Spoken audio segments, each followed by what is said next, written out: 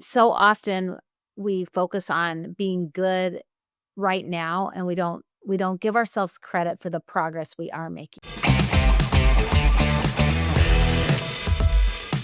I mean, you and I got up and we are breathing again today. Like, what a gift, you know? We don't even have to think about that, right? We should be so grateful for the day we have ahead of us. But it's really easy to get mired down in our negative thoughts. And so abundant thinking is something you have to tune into. You have to think about a radio. Back in the day, you would have to when I was a little girl, I had a radio that you had to turn the dial to get it to the right station. And I like to listen to 97.1. And if it was on 97.2 or 3 or just under 97.1, it was maybe on, 97, you couldn't hear it and it was static. But once you got it tuned in, beautiful music would come out or whatever song I liked at the time. It's the same with abundant thinking. It's something that I really believe you have to tune into every single day.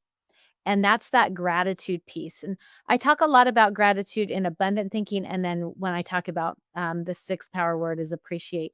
But why we have to tune into abundant thinking is I can feel really grateful for yesterday, but today I can forget.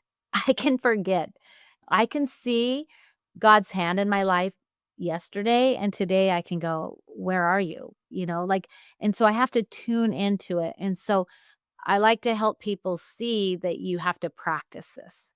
The power of words is easy to use, but it is a practice that you have to put a little bit of energy. Even just 15 minutes a day will change your life. Like, it doesn't have to be a lot, but you have to practice thinking abundantly. You have to practice thinking that there's possibility. You have to practice looking for the good.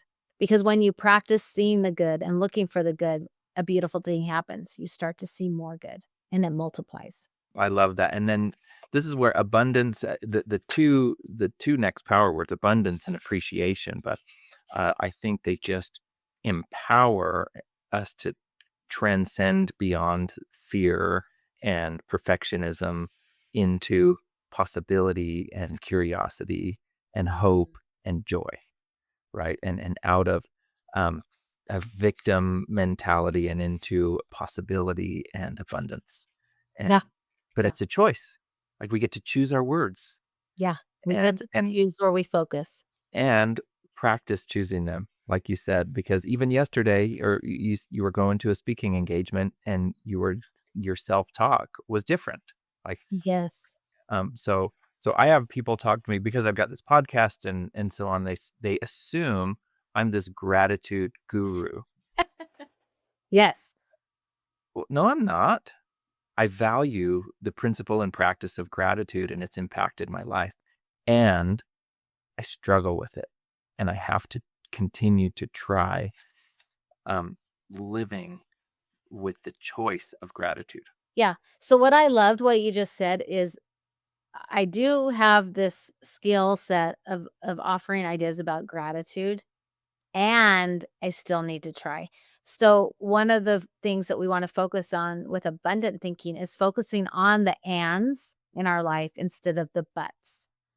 Because when we say, I, am a public speaker, but I'm not as successful as I want to be, that's a scarce thinking.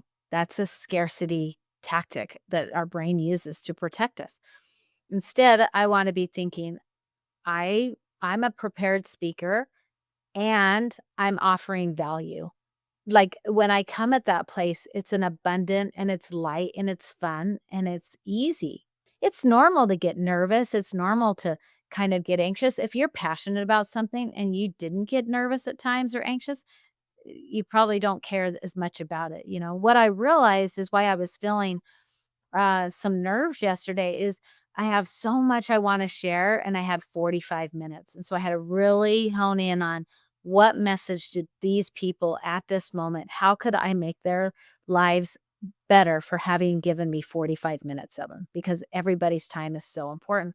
So as I was putting a little bit of pressure on myself, but really it was because I felt like I wanted to share with them this gift. And so when I got back into abundant thinking and thinking, and I've prepared and I'm going to connect with them, it was a lot easier. So focusing on our ands instead of our buts is something we get to practice. But you'll find it's easy to focus on the buts, the what ifs, instead of the what is, right? And so it is a practice. And the more we practice it, the easier it becomes. The more we practice it, it becomes a part of us, just like any good habit.